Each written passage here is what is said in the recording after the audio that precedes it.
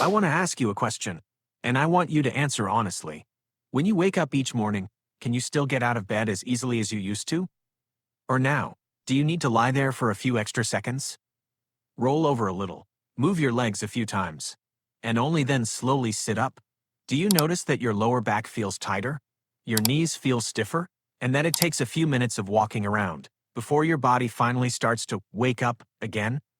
If any of this sounds familiar, stay with me, because what you're about to learn could completely change the way your body starts each morning for years to come. The interesting thing is, after the age of 50, many people assume this is simply a normal part of aging. But the truth is not quite that simple. It may actually be a sign that your body is gradually losing its natural ability to move. Today, I want to share a simple morning routine with you. It takes only about 10 minutes, and it consists of just 3 foundational movements. Yet these movements directly affect your spine, your hips, your pelvis, your nervous system, and the entire male strength system. We're not going to start with intense workouts. We're not going to push the body beyond its limits. And we're not going to force the joints to do things they're not ready for. Instead, we're going to begin with the most important step of all, reopening the movement pathways that have slowly been forgotten over time, so the body can wake up properly, so the joints can move more smoothly, so blood can circulate more efficiently, and so strength can return from its foundation. Because everything starts with one essential goal: restoring the natural flow of movement that the body has gradually lost over the years. Exercise 1. Get up through squat. This is one of the most important movements we should all maintain, the ability to sit down on the floor and stand back up again on our own. It sounds simple, but it may be one of the most important tests of physical function. Because the ability to sit on the floor and rise back up without assistance is one of the strongest indicators of long-term independence. To do that successfully, your hips must be mobile enough. Your knees must be stable enough. Your spine must be well controlled. Your nervous system must coordinate efficiently. And your body must still possess the balance and strength required for the task. In other words, it is a test of movement longevity. That is why we need to practice it. Not once, but regularly. Start with the easiest version. Sit on the floor. Place one hand beside your hip. Bend the opposite knee. Press your hand firmly into the ground. Lift your hips. Then, bend the other leg. Slowly shift your body weight onto your feet. And stand up, slowly, with control. Don't worry if your heels lift slightly. Don't worry if your hips still feel stiff. We all start somewhere. What matters is that your body is relearning the movement. As you become stronger, try practicing the movement in reverse. Start from a standing position. Lower yourself into a deep squat. Place one hand beside you. Extend one leg. Slowly lower your hips to the floor. Sit upright. Then reverse the entire process. Return to the deep squat and stand back up. Every time you perform this movement, your joints begin working together again. Your ankles must adapt. Your knees must stabilize. Your hips must open. Your spine must coordinate with the rest of the body. And your nervous system must continuously calculate your position in space. That is precisely what many men lose after the age of 50. This is the first step. Not building testosterone, not increasing strength, but restoring the fundamental movement patterns the human body was designed to perform. Not in a gym, but in the situations you encounter every day.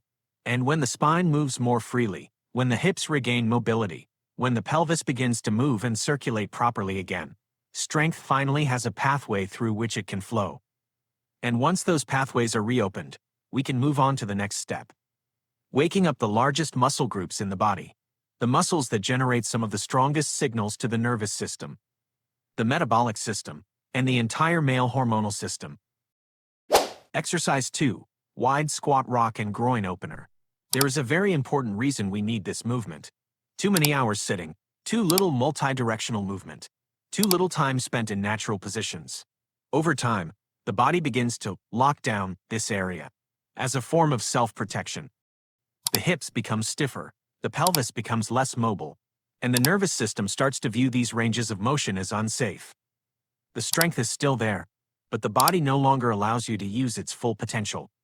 This is an excellent movement for unlocking the entire lower body. It also helps restore your natural ability to squat deeply.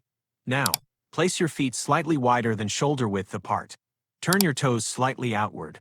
Then, push your hips back. Lower yourself down. as if you were about to sit into a low chair behind you. If possible, rest your elbows on your knees. Keep your spine long, chest open, and relax. At this point, you will begin to feel a gentle stretch through the hamstrings, the glutes, and the hip joints. Next, don't stay still. Start to move, slowly. Gently shift your body back and forth. Rock forward slightly, then return, like applying oil to a hinge that hasn't been used in a long time. Don't force the movement. Don't try to stretch as deeply as possible. Just move, smoothly, with control, and you'll begin to feel the stiffness slowly melt away. This is something many people don't realize. Joints do not respond well to aggressive stretching. Joints respond well to movement. Because movement helps restore the flow of synovial fluid.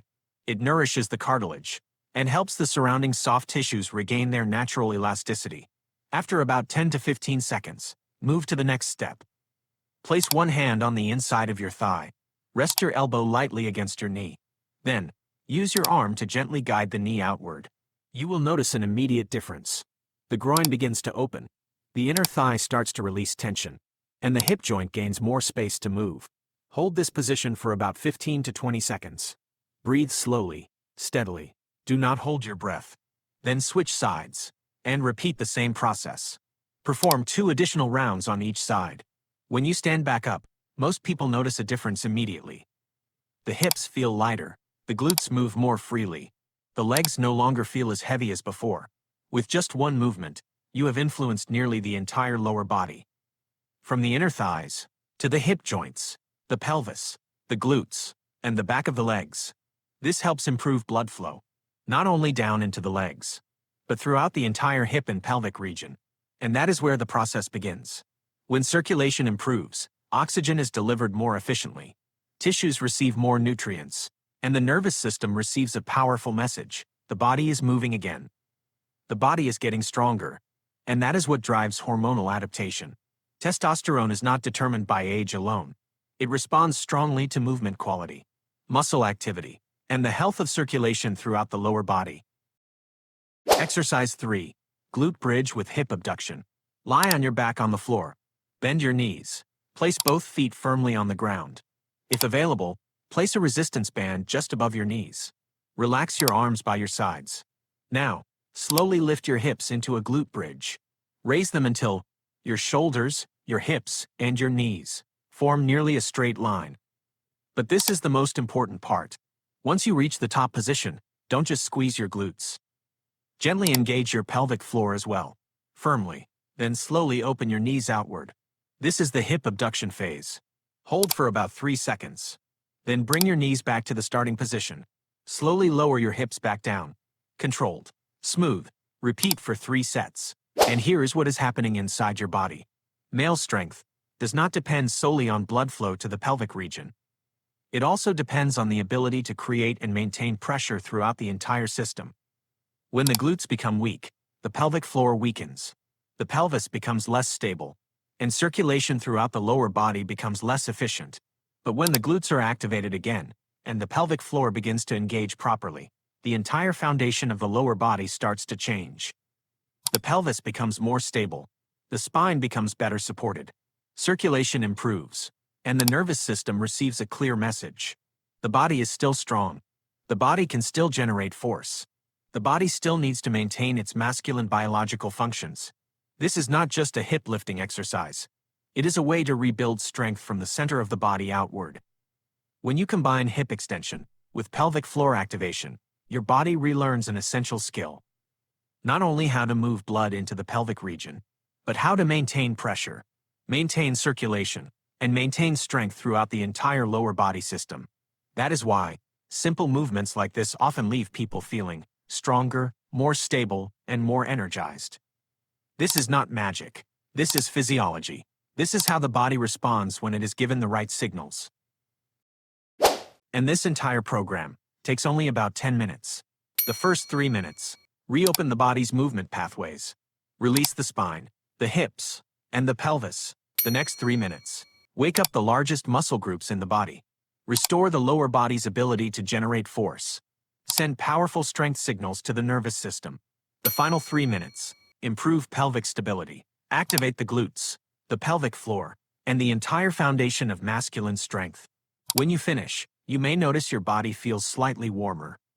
Your heart rate is a little higher, your lower body feels more energized, and your joints move more smoothly. That is a good sign, because your body has just shifted from a state of stagnation to a state of activity. And this is a very important moment. After many hours of sleep, your body needs water. Your tissues need to be rehydrated. Your circulation needs support. So, when you finish your workout, go drink a large glass of water. Warm water is ideal. Drink it slowly, one sip at a time. Give your body time to absorb it. After a long night, this is one of the simplest ways to support circulation, support metabolism, and help your body begin the day more effectively. After that, continue nourishing your body with real food. Quality sources of protein, green vegetables, antioxidant-rich fruits, nuts and seeds, and mineral-rich foods, because movement is only half of the equation. The other half is providing your body with the raw materials it needs to recover, to rebuild, and to maintain strength. Commit to these 10 minutes every morning. You do not need to be perfect. You only need to be consistent. Because the body does not change from a single workout. It changes from the signals you send it every day. Every movement is a message. Every repetition is a signal. And over time, those signals become your strength. Thank you for watching.